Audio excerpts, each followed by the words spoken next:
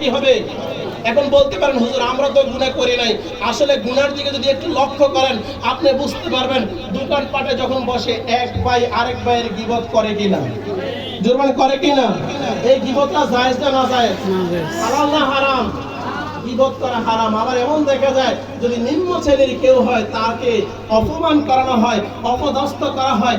এই জন্য মহান আল্লাহ তাআলা বলেন দুনিয়ার জমিনে যারা গীবত করবে, দুনিয়ার জমিনে কেউ কাউকে যেন অপমান করবে তাদের জন্য একটা শাস্তির ব্যবস্থা কি আল্লাহ কোরআনে বলেন ওয়াইলুল লিকুল্লি হুমাযাতিল লুমাযা।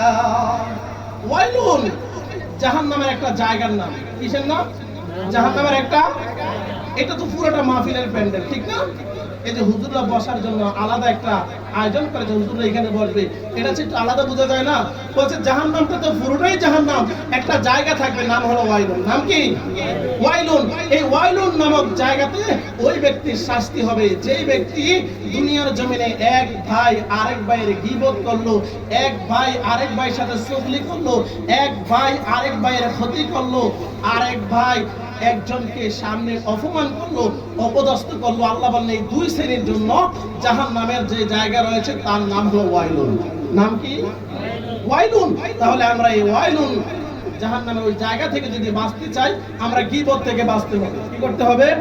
গীবত থেকে বাঁচতে হবে। আরেকটা কথা, বেশি বেশি ইস্তিগফার করতে হবে। কি করতে হবে? বেশি বেশি করে ইস্তিগফার করতে হবে, তওবা করতে হবে আল্লাহর কাছে।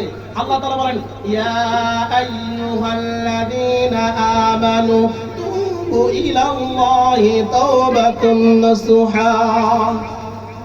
আল্লাহ বলেন ইয়া আইয়ুহাল্লাযীনা আমানু, ও ঈমানদার বান্দারা, ও মুমিন বান্দারা, তুবু ইলাল্লাহ, তোমরা আল্লাহর কাছে তওবা করো। কি করো? আল্লাহর কাছে তওবা করো। কেমন ভাবে তওবা করবা জানো? তোমার তওবাটা হবে তাওবাতুন নাসুহা। তাওবাতুন নাসুহা বলতে এমন তওবাকে বোঝায় যে তওবা করার পরে আমি আর কোনো গুনাহের সাথে লিপ্ত হতে পারি না। তাহলে বোঝা গেল আমরা বেশি বেশি করে তওবা করব। কি করব? জোরে কি করব? বেশি বেশি করে তওবা করব। আল্লাহ যাতে আমাদের সবাইকে বেশি বেশি তওবা করার তৌফিক দান করে।